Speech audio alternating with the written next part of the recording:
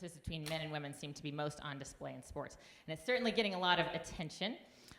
But sports is not the only area where sex differences matter. So I want to start by asking you, May, and you, Jennifer, can you talk about how the sports issue fits into the broader cultural debate about women's rights? And I'll ask Jennifer to speak to the cultural piece.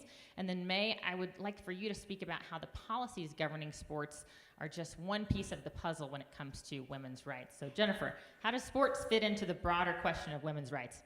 You know, I think it's the most egregious example. People can see it and they can understand it, and there's a lie that sits underneath this idea of trans women, aka men, competing in women's sports and being allowed to compete in women's sports. And the lie that underpins that is there is no difference between men's and women's bodies. If you say you're a woman, you're a woman. There is no accurate test to determine biology, which we heard at the Olympics from the IOC leader. And that lie, for some people, is just too egregious to ignore. You know, we're told we need to further that lie or we're bigots.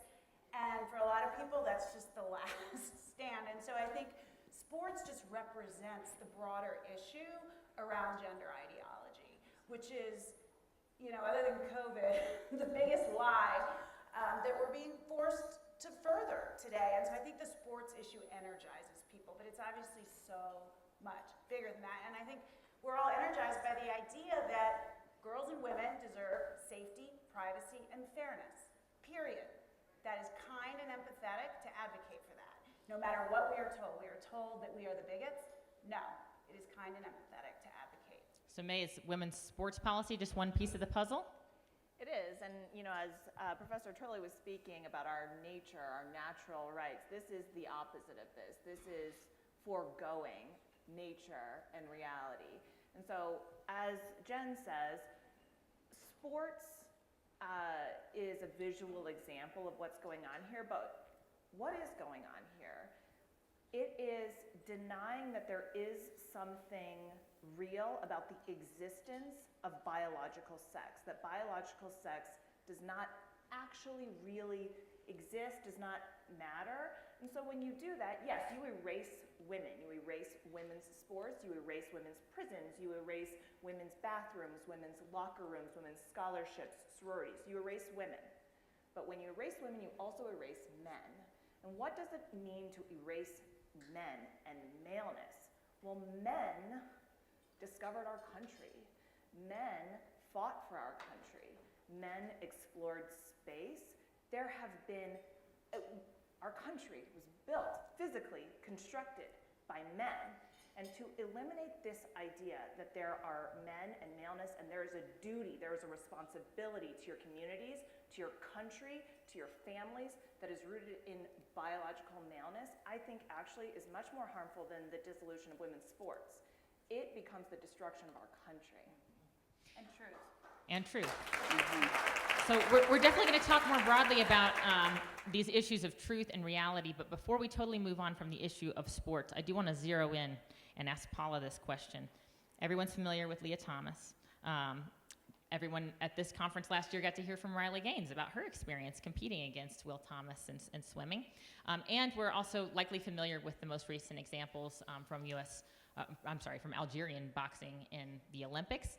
But can you talk, Paula, about what women are losing when male athletes compete in women's sports specifically? And also, can you touch on how rare or how common this is? Because I think that people have a misperception that it's just exceedingly rare and Will Thomas is the only example. Yeah, I mean, the gaslighting from all these institutions that have allowed this is great. I mean, they told us this was a one-time thing. This is never going to happen to anyone else. Let's just talk about Leah Thomas for 1 minute, right? He's one male athlete, one singular male athlete. Every single girl on my team, 40 of us affected. Then every other girl in the Ivy League, 8 more teams, or 8 total teams with about 40 girls each. And then every girl that competed in NCAA D1 swimming. That's over 1,000 girls who were forced to either share a locker room, be bumped from a spot of going to NCAA championship, just racing against him at random meets we attended. That is one male athlete, thousands of girls were affected. And now we're looking at this situation across the country. I get messages every single day from girls ranging from elementary school students to college-age students telling me that they are being forced to compete against men. Just a few sports and random ones. We have disc golf. There's men competing. I didn't even really know there was competitive leagues for that, but here we are watching men take away these female opportunities. Of course, the obvious ones like track. I mean, that's in almost every high school in this country. Volleyball has been infiltrated by male athletes. There's been multiple instances of these high school-aged male athletes taking away opportunities to go to college from these female athletes. There have been male volleyball players that have been on college programs.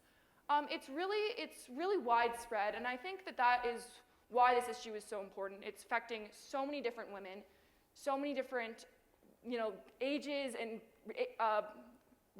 like life perspectives, and just everyone. It's not even about me and other NCAA athletes, because this is about young girls who don't even intend to play sports in college at all, but they're being robbed of these opportunities because these young boys want to take away their roster spots and their trophies and their opportunity to compete at the next level.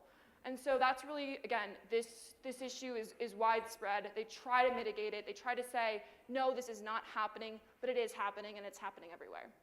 Patsy, I want to get to your lawsuit, and I want to hear your perspective on what's going on with sororities, all-female organizations, frequently on college campuses. How is the situation with sororities similar to that of sports, and how is it different? And can you also talk a little bit about what's at stake when it comes to these sororities? Well, of course, this started affecting me personally back in 2015 when I left the volunteer ranks of Kappa Kappa Gamma. And I still stayed on as a Kappa trainer with the last visit to Hillsdale College. And I don't know about you, but if you've ever visited Hillsdale, you would think all is well in the world, and certainly in that Kappa chapter. What a great group of young women. So I walked away feeling really good about a lifetime, 55 years, well, actually 52 years now, of volunteering actively in an organization nationally and regionally. And so, I felt really good about it. And then we got a message through, and I don't even recall exactly how, but we got a message about Wyoming. And I had a daughter that was a Kappa at Wyoming, and I also had a daughter that was a Kappa, and she's here with me at Iowa. And so when we heard there was a story about Wyoming, about a young man trying to get into Wyoming, my husband and I drove directly down to Laramie, and we wanted to take those young women to lunch because we wanted to have some interaction to see what was really going on. And we got there, and we took these ladies to lunch, and unbelievable. It was such an unbelievable story. It was hard to grasp that they had actually, and they will tell you that the young women will tell you they had the right to vote, but they voted 3 times not to have this man in their organization. And then they had a 4th vote, and on the 4th vote, they were told that they would be watched. Their voting would be watched, and if they didn't vote a certain way, they would be visited with. So I don't know about you, but when I was 18, I pretty much did what I was told. And one of the young ladies, who then suffered from a great panic disorder, she voted yes, and that's how Artemis got into Wyoming. And then I realized that, wow, I'm not really afraid of cancel culture, never have been, but really at my age, and I initiated it in 1969, went through the 60s and early 70s, there were a lot of interesting things going on, as many of you can attest to. And I thought to myself, well, wow, I'm going to stand up and speak for myself here on this issue, but this can't be continued. And I want to thank Jennifer for giving me a platform here, Jennifer and Rick. And I also want to thank National Review, because they did the first op-ed for us. I want to thank Laura Ingram for being brave enough to have us on her show. Megan Kelly had the young ladies from Wyoming on her podcast, which is a big podcast. If you've never listened to it, you should. She can be a little, what shall I say, salty in her language, but she really gets across a lot of good points. And so my view then of standing up was simply that. I was going to stand up, exercise my free speech, and say this is wrong. And definitely I got blowback. Now, I did not expect, because it was a lifetime membership, I did not expect to be dismissed. And they said I was speaking for Kappa, which I was not doing. I was speaking for myself. So that was false, but it didn't stop them. So where are we now? Well, if sororities don't prevail in this. And if the lawsuit, which the Wyoming lawsuit, that got dismissed without prejudice. So we could have gone back, and May could speak to this, we could have gone back to Wyoming, but we didn't. And the lawsuit that my name is on is in Ohio. And we're very hopeful that this lawsuit will help to define what a woman is, because the main gripe I have is that our bylaws were abridged. Our bylaws were just thrown out the window to take men in. And of course, being a little, I guess I'm not naive anymore at my age, I shouldn't be naive. But when I heard that there was an older man, a judge in Phoenix, Arizona, that was a Kappa, because he got initiated by a small group of uninformed alumni, and I would have to say they were uninformed, or they surely wouldn't have done this because the bylaws didn't permit it. But he was immediately then appointed to a district director position. So when we went to the convention this last summer, because we had a whole group there that was on our side of the deal here, this gentleman was there with a vote. I was there after 55 years with no vote. And that just told you I was erased. I was immediately erased, and so were 4 others of us. Jolene Gutenberg is here today in the audience. Wave your hand, Jolene. And she's been decapitated or dismissed as well. She looks like she has her head, but trust me, Kappa doesn't see that head. And so there are 5 of us now that have been dismissed who had membership for a lifetime. And I guess the thing I would say about sororities now, and you'll have to cut me off, give me the hook if I talk too long. Tell me why they're important. I've got an opinion as a FIMU why they're important, but I want to hear why you think they're important. I think they're important because, okay, I came to school grass green. I initiated into Kappa Kappa Gamma, and immediately I started learning about the importance of studying in college, the importance of being a leader on the campus, and so I did get into a leadership role in Kappa, and that was my first leadership role with them. I also served 2 years as president of Kappa on the local campus at North Dakota State University. And then, shortly after that, I decided, well, hey, I have enough leadership now to run for Senate. So I ran for student senator on the campus and became a student senator. And that was the beginning. And the thing that I see that sororities provide is seeking after the good, the true, and the beautiful. We were never political. We were never political. And for the leadership of Kappa Kappa Gamma, and maybe 25, 30 years ago, I could have pointed out who this was going to be that would do this, because they're the ones doing it. The woke agenda took over. And that woke agenda meant that, okay, we're going to be inclusive, and we're going to be exclusive to you as a lifetime member. Inclusive to someone saying, I claim to be a woman who is actually a male. And, you know, I look at this and I say, okay, what happened to science here? We all have been screaming about science for months, weeks, years. And what happened to science? A man can't become a woman. And so we're not done. We're going to keep fighting. And that is the big thing. I learned that you can be anything you want to be with the help of that sorority at the big secular campus. So Except for a man. You can't be yeah, a man. can't be a man. I think maybe one common thread I would put together is that, you know, membership in a sorority or also participation in all-female sports is so empowering for women and girls, and we see that evidence, we see that data. If you look at, for example, Fortune 500 CEOs who are women, so many of them were D1 athletes. So many of them gained these important life skills, leadership skills, just the self-discipline that it takes to do these things. So missing out on those opportunities is bigger than just the here and now of the sports team, but it affects these women for their entire lives, and these opportunities are forgone. May, I want to check in with you about the legal issues that are really at stake. Speak to us as a lawyer about what is going on with Patsy's lawsuit and other sort of litigation in this area. Yeah, so my organization, Independent Women's Forum, took on the case for the sorority women who were forced to initiate a biological male. When they come out of the shower, they do not know whether a male is going to be there watching them, and sometimes there is. And their bathrooms don't lock, their rooms don't lock, and they signed up for Kappa because it was a women's organization with women in the bylaws. So they sued, saying that that this is a breach of fiduciary duty, that the head of the organization has a duty to follow the bylaws. This is basic stuff. Okay. Well, a Reagan-appointed judge in his 80s in Wyoming dismissed the case, said, no, these women may not sue. Why? I see woman in the bylaws, I see that. but woman doesn't mean woman. Woman might mean man. That just, if this is what an 80-plus-year-old Reagan appointee judge thinks, we are losing this war, right? So Independent Women's Forum came, we brought the appeal, we lost. We lost because we got a 3-liberal panel, but we didn't lose on the panel agreeing with that decision. They didn't say, yeah, woman means man.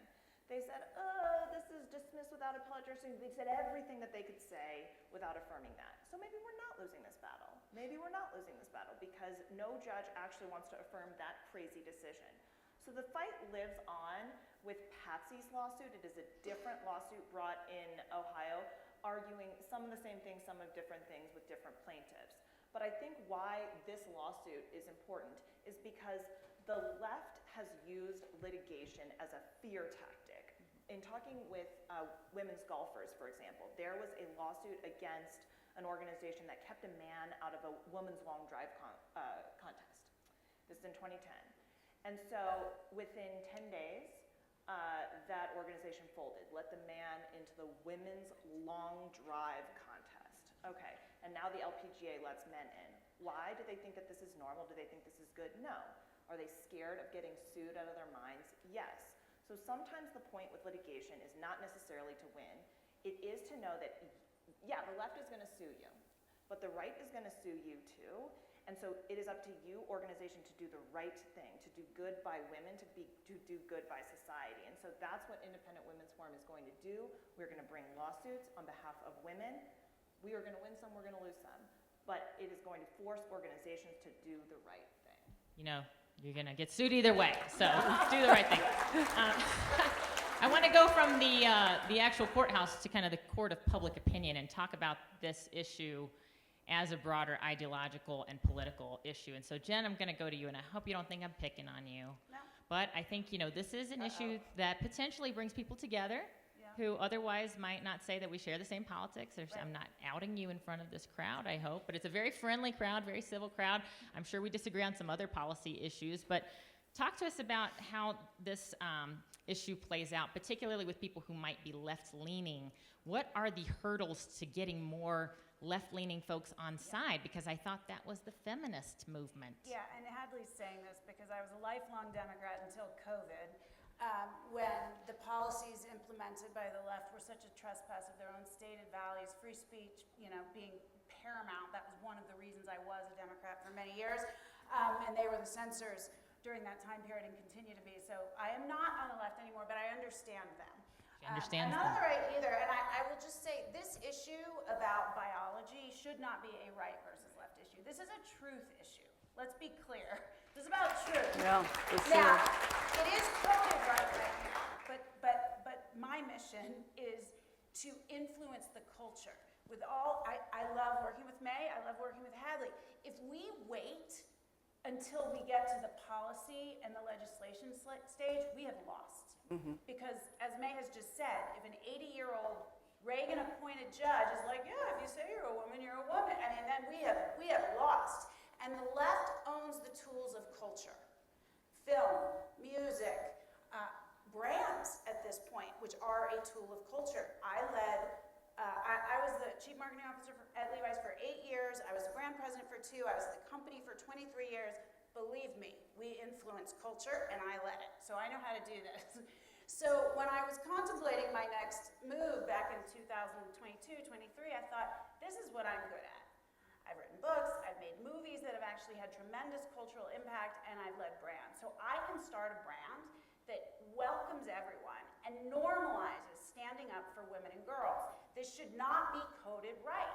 This is about standing up for women and girls and standing up for the truth. And so if I can make a t-shirt and other great, amazing product, which you can check out tonight at the party, with some proceeds going to the Steamboat Institute. If I can do that and make it normal to show up on the weekend at the soccer game and wear this shirt and have a parent ask me what it means and I tell them and they lean in, which is what happens every Saturday, I agree with you. And I say, then you need to stand up and say something. Because right now, 70% of Americans agree with us. I think it's higher.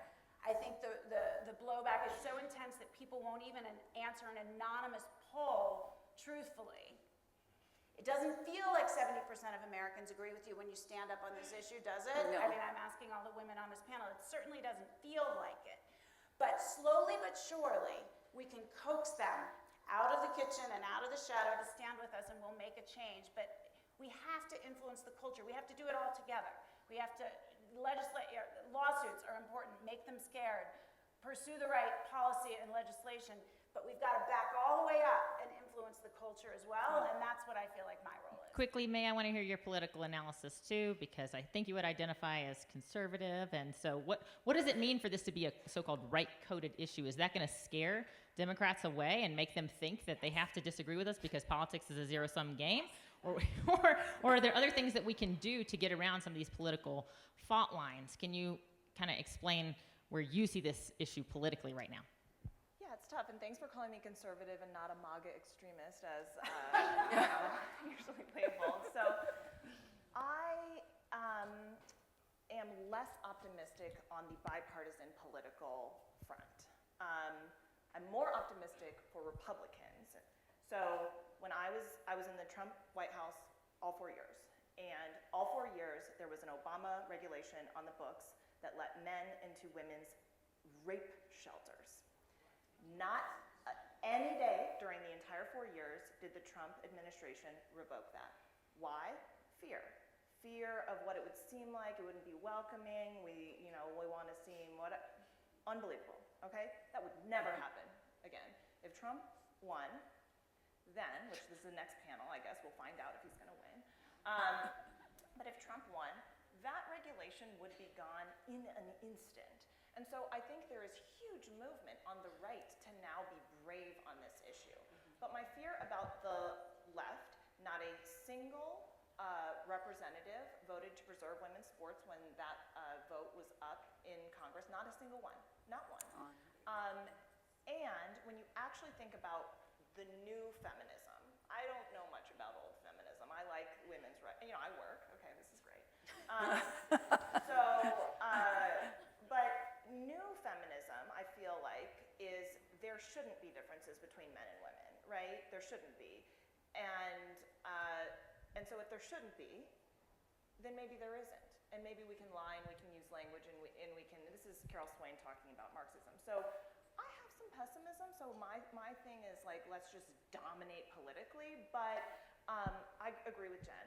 If you can get the levers of culture, if you can change that, then that's great. If we can just get 10% of the left to stand up and say what they really think, Yeah. honestly, that's the tipping point. Yeah. That is the We don't need them all. We Right. don't need them all. But in guess my what? experience- once you get 10, then you're going to get 20, because common sense will prevail. It Let's will. hope. Let's It's hope. going to take a long time, and it's going to be hard, but it will prevail. Yeah. You know, what's interesting in my experience is I've occasionally met some liberals who, and by liberals I mean left-leaning progressives, not classical liberals, but I've met some left-leaning folks today. They'll come to agree with us on this issue, and then they don't stay liberals for long. That is, I mean, Tulsi Gabbard is an example. She's like no longer a Democrat, so maybe it's a wedge issue we can use to our advantage. I want to get back to Paula, and I want to talk about this issue more broadly in our culture. We've talked about women athletes, we've talked about sorority sisters, and I got to say, some people are dismissive of sports and sororities as, extracurricular activities. Those are just, oh, too bad you didn't get a medal, too bad you didn't get the bid with the house that you wanted. But there's a dark underbelly to this issue when it comes to, and May alluded to this with the battered women's shelters. Can you talk a little bit about how this issue affects incarcerated women, how it affects women who are fleeing domestic violence, women who are sexual assault survivors, and also, the messaging on these points? Are people hearing enough about that? Because I think that could change a lot of minds. Yeah, I mean, this issue is obviously, everyone sees that visual picture of Leah Thomas, 6 feet 4.5 inches tall, by the way, standing next to a 5'5" Riley Gaines. I'm sure everyone in this room has seen that picture. And that is so obvious, and that is so telling to how awful this situation is, and how unfair it is for men to compete in women's sports. But something a lot of people did not think about and did not consider is the fact that, so I was teammates with this male individual named William Thomas, and we were forced to undress in a locker room with him Not one time, not 2 times, but 18 times every single week we were a part of that team. And I don't think that the public really takes that into account because they're looking at the unfairness, and of course it's unfair for these men to be competing against us. Of course it's unfair that he bumps somebody off the roster every time he competes. Of course it's unfair that he beat out Olympic medalists when he won the NCAA championship. But people don't consider the day-to-day of having male individuals in vulnerable spaces. I mean, swimming is not a sport where you can easily change in and out of your suit without exposing yourself. I mean, you have to get completely undressed in these locker rooms to be able to change into your suit. And don't even get me started about racing suits. And you've seen racing suits. The racing suit I competed in was this big. It takes me 20 minutes to squeeze into. I'm not even exaggerating, it's literally this big. And you squeeze into it, and you're completely naked while you're doing that. You're really telling me that girls should be forced to do that? And this is not just at the college level. I mean, this is happening right in high school level sports. We're looking at really young girls being exposed to these male athletes. And I will say, I've had a lot of conversations with people about this issue. And I've talked to a lot of people on the left. We've been speaking about this. And I actually went to testify in a state on this piece of legislation. And I talked about the locker room situation. I didn't really discuss the fairness because everybody knows it's unfair. I discussed, I'm a woman. I'm being forced to undress in a locker room 18 times per week with this male athlete who has a very obvious masculine voice, who, by the way, has not received any surgery. He's a fully intact male individual. And I'm being forced to undress with him. How can you look at me and tell me that that's fair if I'm saying that I'm uncomfortable and you will not listen to me? And I testified in the state legislation for this. And after I gave this, a Democrat called me on the phone. And he had said, I had never considered your perspective on this issue. I had never considered a woman standing there and saying, I'm uncomfortable. I do not want to undress in front of a male. I don't want my teammates to undress in front of a male. I don't want young girls as young as 5 and 6 years old undressing in front of men. I don't want that. And he heard me and said, you know, I'd never considered that perspective because, again, the narrative has really been pushing, of course, sports is unfair, but they don't think about the feelings of us women. They don't think about how vulnerable we are, how uncomfortable we are. And so he didn't end up voting for this piece of legislation. He didn't end up doing that. But he did take the time to say, I had never considered that perspective. And that gave me a little bit of hope in that instance and also showed me that the right angle maybe on this issue to win is to talk about these stories, to share the vulnerability that we feel, to talk about, again, how unsafe it is for women to be put in these situations. Do you want to give a plug for IWF's documentary series about prisons? Old habits die hard. Yeah. You want to give a plug, May or Paula? Yeah, so Independent Women's Forum, so both Paula and I, and Patsy's an IW ambassador. And Everybody's working. So we have IWFeatures.com is going to be all documentaries, and we have a series called Identity Crisis that's about detransitioners. This is the saddest thing. I mean, it's just so sad. It's young women who have been carved up at a young age, can't have kids, struggle to have kids, have lost their bodies, has lost themselves. There is Cruel and Unusual Punishment. That's about prison. Women who have been imprisoned with men who have had to listen to rapes every night while they're in prison, including in their own cells. They put 8 people in a cell. So if you can stomach it, I would definitely check out Independent Women's Forum's documentary series. It will expose to you the real harm that comes with failing to recognize that biological sex exists. Well, this brings me to my last question, then I'm going to ask some audience questions, so be sure and scan those in or text those in when you get a chance. I know there will be lots of questions for this panel. My last question relates to feminism, and I think there's kind of 2 schools of thought about gender ideology as it relates to feminism. One school of thought says this is incredibly anti-feminist, that we're allowing men to take from women what women and the women's rights movements have worked so hard to achieve.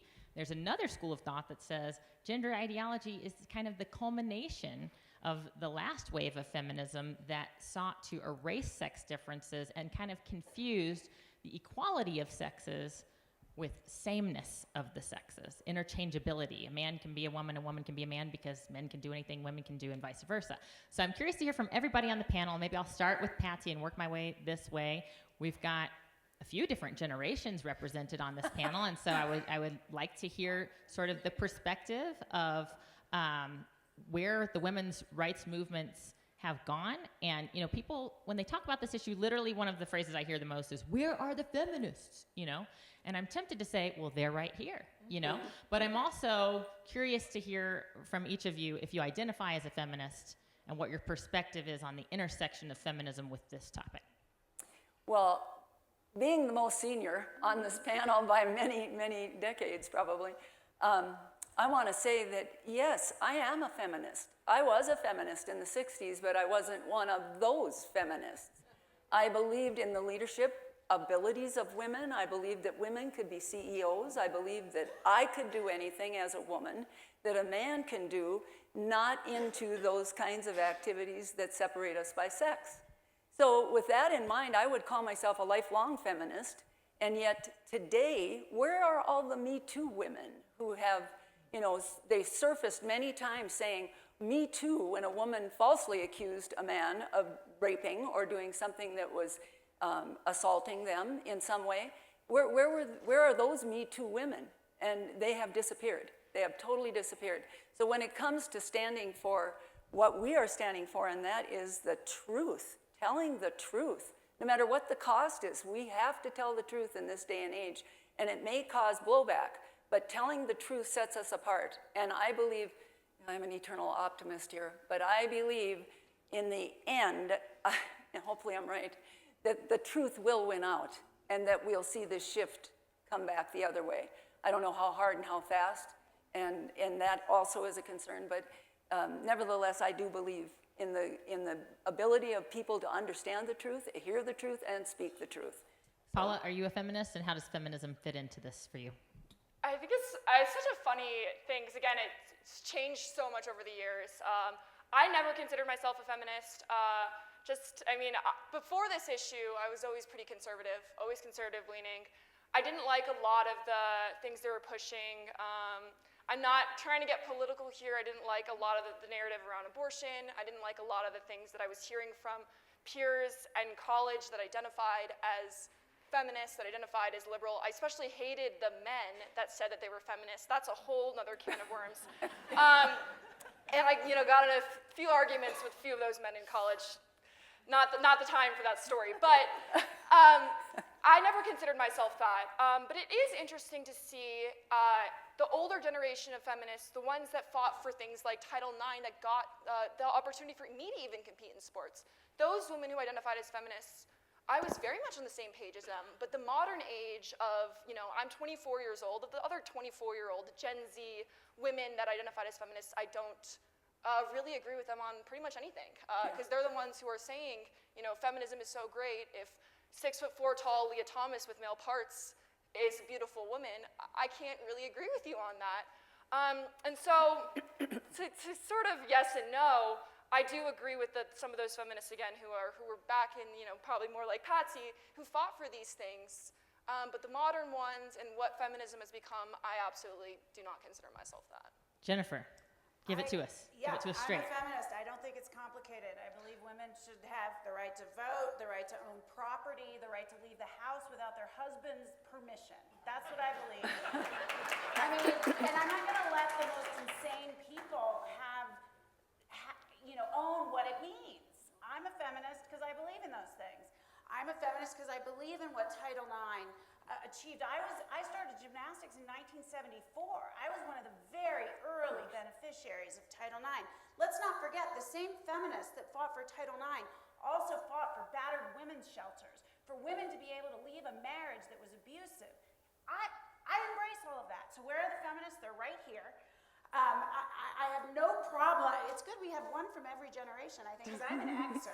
So I have no problem with that. I think the new iteration, whether it's feminist or just sort of extreme left ideology, is misogynistic. I do too. What they are saying, what Will Thomas, a male, is saying is, ladies, sit down and shut up and give me your trophy. That's what he's saying. I can't imagine anything more misogynistic than that.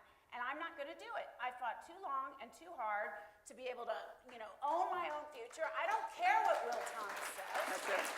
I don't care if I get coded as ultra MAGA, which I do. MAGA extremist. MAGA extremist. I get coded as all of that. It's not. I shed the labels and stand up for what you believe in and what is right. All right, May, you can shed the label, or you can talk about how feminism I think this might be intersects here. because I definitely do not identify as a feminist. Identify as. Which that's what we care the most about is my identity. So, and I think,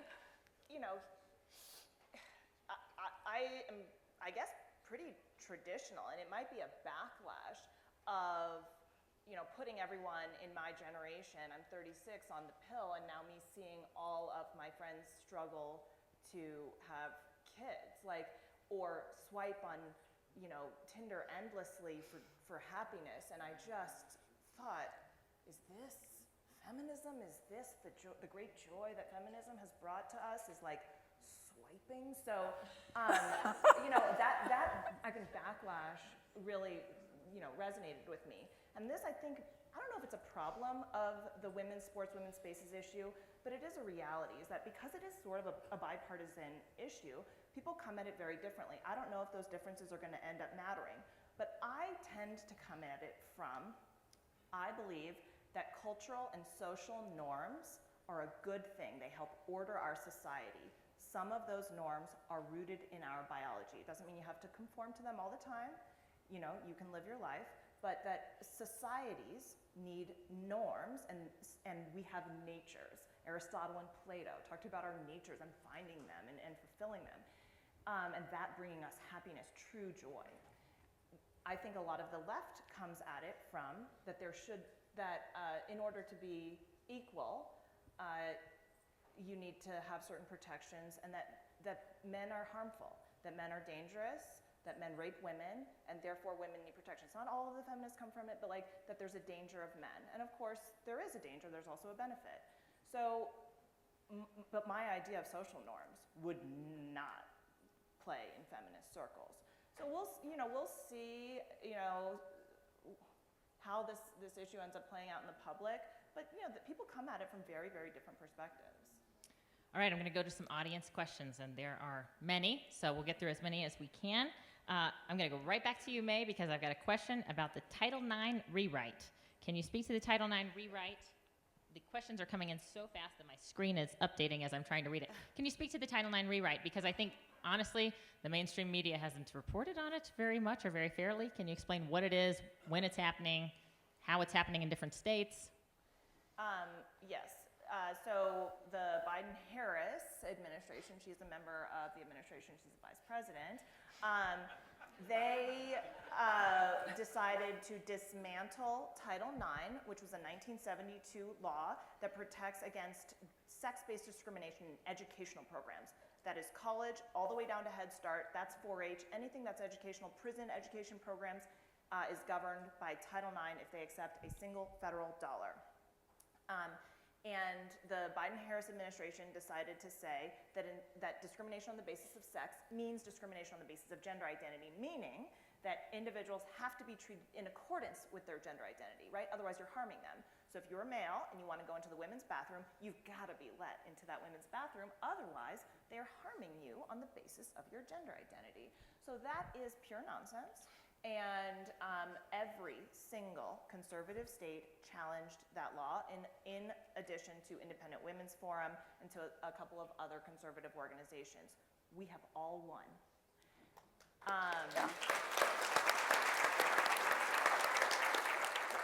The problem is that every single blue state has not challenged it, and the vast majority, I think North Carolina and one other, have gone into court to oppose the conservative groups and the red states, and they have doubled down that men should be allowed into women's bathrooms, locker rooms, and all this.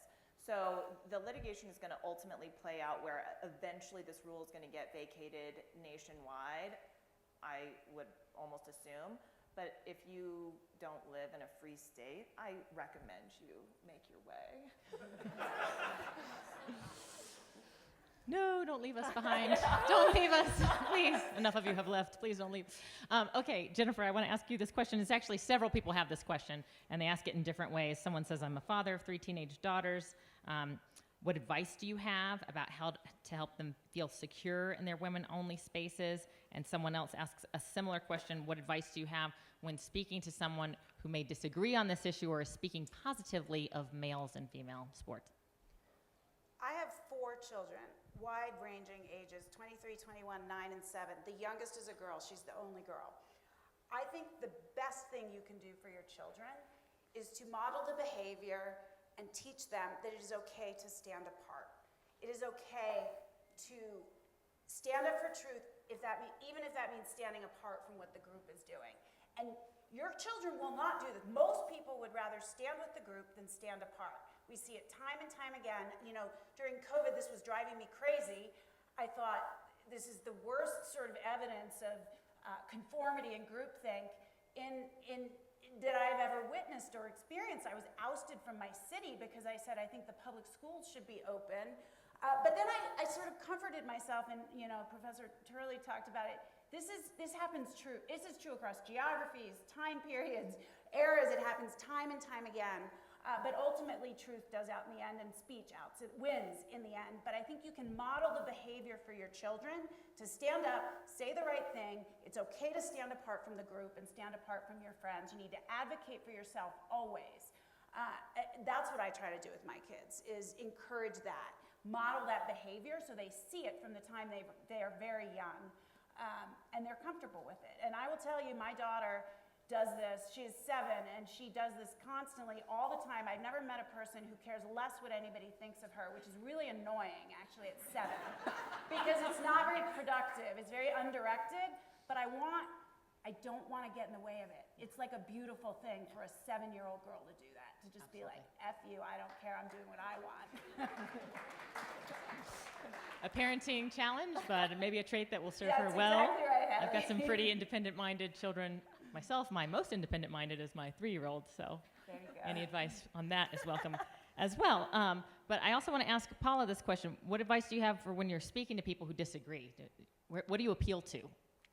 Yeah, I mean, it's always hard. I think we're at a day and age now where any disagreement is perceived as, you know, I'm hateful, I'm an awful person, I'm a bigot. I've been called all the names.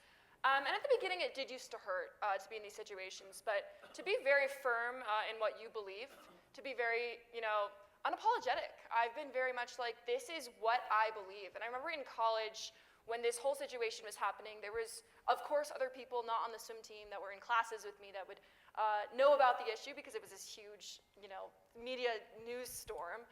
And they would ask me, and they would say, you know, what do you think about it? And I would say to them exactly what I thought, and they were shocked because we are in an age where people are walking around it. They don't want to talk about it. Even later in life, I went and worked a corporate job in finance for a year. I had coworkers who knew about the situation, and they would wait for my opinion on the issue first before they would present their own. And I would say to them, I would say, even if I stood up there and said, Leah Thomas is the most beautiful woman I've ever seen in my entire life, you should still not be afraid to tell me that you think otherwise.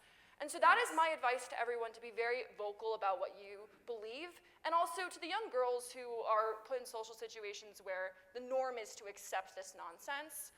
I say to them, if you lose a friend over your opinion on this, and I have lost friends over my opinion on this, but what I tell them and what I even told myself is that was not someone who was your friend to begin with. Because if they can't understand that where you're coming from and why your perspective is the way that it is, that is not someone that values you and your own perspective. And I say this to a lot of the students I talk to on college campuses, and this is the last thing I'll leave here. If you are in a room and every single person agrees with you on everything, you are in a cult. Yeah. And I remind people that it's true, and it's so true, and it's something to remember because you do not need to agree on everything to have good relationships with people. You do not need to agree on everything to be friends with somebody. And I think it's time we bring that back, and the way that we bring that back is by being vocal and being unapologetic with what we truly believe. Thank you, Paula. Yeah, well said. Here's an important audience question. I wanted to be sure that we got to this information anyway, but I want to hear from each panelist, starting again with Patsy. How can people get involved to support your efforts, each of you, and also the broader movement to protect women's sports and rights and society more broadly? Well, I'm going to steal something from May, but I'll warn you ahead of time, May. One of the things I discovered, I was a fundraiser for Kappa for many, many years. So one of the things I discovered when we knew we had to raise funds for the legal costs, because certainly we can't pay for those legal costs on our own. I mean, my husband would absolutely run for the hills if that were the case. But what I learned was that the fear of being acknowledged as being against this ideology was so deep that the first time I was going into Dallas, and I love Dallas, I love Houston, I love the Deep South. I mean, they have been standing strong. But the first time I went into Dallas, one of the people there said, or one of the women said, wow, we really, my husband says we can't have this gathering at our house. And I said, okay, and so did my compatriots. So we found another house. But by the second time I came to Dallas, different story. They found that they weren't going to get ousted completely. Her husband was actually afraid of it affecting his business. That's how deep-seated some of this animosity toward women has gone. And, you know, in that situation, I look at the future. We have to stand up. So if you want to know how to help, take a stand. Wherever you are, take a stand kindly. I've always been known as being kind, and so I wasn't being unkind to say, wait a minute, no, we go by our bylaws. Our bylaws were written in 1870. The bylaws say woman. In 1870, woman was defined as a woman. And there was no question about that not being a man. And so one of the things that I, you know, keep going back to is don't be afraid to stand. And we're also, you know, doing a lot for these legal causes. And if you have questions about that, you can talk to me separately. But I do want to say that one of the things May has said repeatedly is that many of these things will have to they'll have to run out a little ways here. So I know we're not done. I know that the Ohio lawsuit is probably going to air at some point in the future. I have to be careful what I say there because it's obviously ongoing. But I will say this, that even in those situations, I believe there are judges who will start to say, wait a minute now. We have to define these terms. And we can't allow every person on the planet to defy or to start defining words in their bylaws. I mean, then you can define every single word that's in your documents. Organizations have to be able to depend on their documents. And we're not just a small organization, 26,000 women who believe that the bylaws are written for a purpose, and then 6 or 7 that thought otherwise. So I didn't steal from you, May. I'm going to let you say that. Paula, this is a pretty informed and politically active crowd. What are some things that they can do to support this? Yeah, I mean, I said it before, just start by being vocal. I think that that's really the biggest thing is just having these conversations. You don't have to agree with everyone around you. It's just about talking, and that leads to winning in culture, which leads to winning in policy, which leads to winning in elections, all of the things, it's all downstream from there. But May and I obviously work pretty closely together. I work on legislation on this particular issue. That's sort of my day-to-day job. I'm a legislative liaison. So if anyone wants to bring this to your state, wants to chat with me about it after, wants to talk to me about what your state looks like, if this is happening in your state, I would love to have those conversations. I think just really trying to make this, you know, a community, a network, just raising awareness to bringing my attention to things I might not even know about. And so I think that's really where we start, just being active in your community, being vocal about what's going on, and just making sure that you're just plugged in. Jennifer? Without a shameless plug for the brand, I'm going to make a shameless plug for the brand. We just started the XXXY Athletics Fund. A portion of proceeds from every purchase go to support the fund. The role of the fund, which is funded by the business and me personally, is to provide scholarship assistance for athletes, currently competing athletes who speak up, because this doesn't end until they speak up. And many, who I'm sure Paula has spoken with, I've spoken with many across the country, they're afraid. They're afraid they're going to lose their scholarship, that they're going to lose their sponsorships. And so we want to ease that pain of monetary cancellation. The other thing is wearing the brand normalizes this idea. Just this past weekend at the Cincinnati Open, the fitness coach for Sablenka, the #2 women's tennis player in the world. She won the Cincinnati Open. He wore her hat. We sold out of hats the next day, literally, because he wore it sitting on the sidelines. It normalizes it. So wear the brand and know that money from the brand will go to support brave female athletes. And it's very attractive. It's very, Yes, and it's it really is. I'll give it what I was trained at Levi's for 23 years. Best quality product you can buy, ethically made. I'm not going to do anything but make the best quality product and do so ethically. Jen, I get compliments when I wear your stuff to the gym. I've worked with Jen. I had to help model because She's one of her models, they all didn't want to do it because it was too controversial. So, It will not look Well, the we same always as we Paula hired on you everyone. before that. That's true. She looks really good in it. And Riley is one of our ambassadors. And we're Riley working Gaines with a looks lot good of in it. ambassadors, I bet. including, did you know right now at Q School, the qualifier for the LPGA, there is a man, Haley Davidson, who was a male golfer of not mediocre, of no repute. D2, no awards, no prizes, nothing ever. 10 years later, he decides he's a woman, and he's about to go pro in women's. May, what can people do to support your efforts? So I think two things. One is change the way that you use language in these few ways. So one, stop using gender when you mean sex. People don't like saying sex because sex means sex. So too bad for you. Gender is a term that carries notions of femininity and masculinity, right? So not all women are feminine, not all males are masculine. And so when you say gender, it gives the idea, to mean sex. When you say gender to mean sex, it gives this idea that there is a fluidity or cultural aspect to sex. So we're going to stop the bleeding and leave gender gender has been infiltrated. Okay. When you mean what is the sex of your baby, you mean the sex, not the gender. So one thing that we can do is to stop using gender when we mean sex.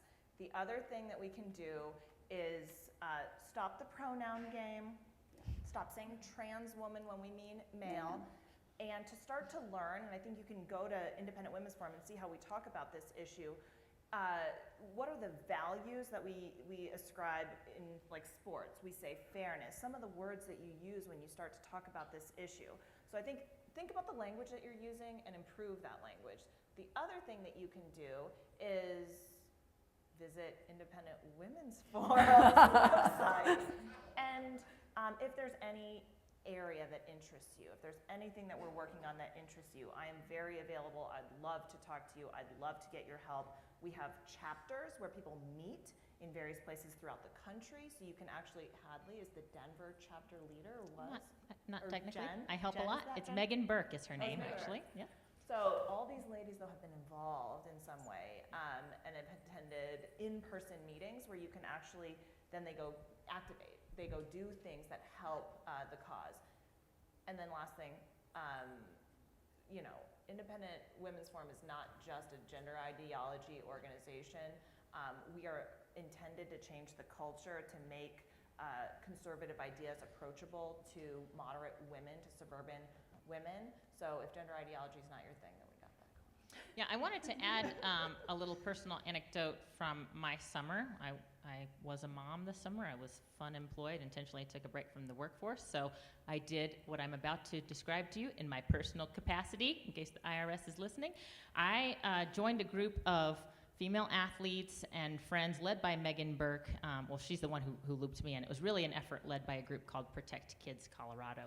But we went out to gather signatures for a ballot initiative in Colorado.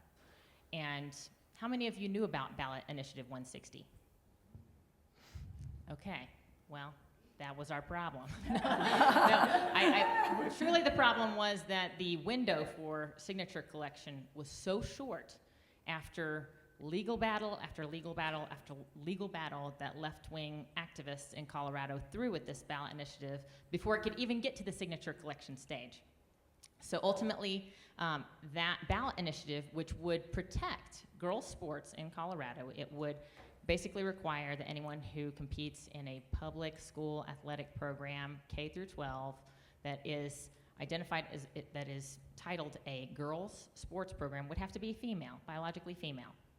Okay, so this is something that we support, right? It's actually kind of hard when you're standing in front of a grocery store asking somebody their feelings on this because the language has been so distorted. People are trying to figure out, do I agree with you or not? Most people agreed with me when I stood in front of Safeway and helped collect just a few signatures on this. I mean, I did not pull a lot of weight because it's hard to pull.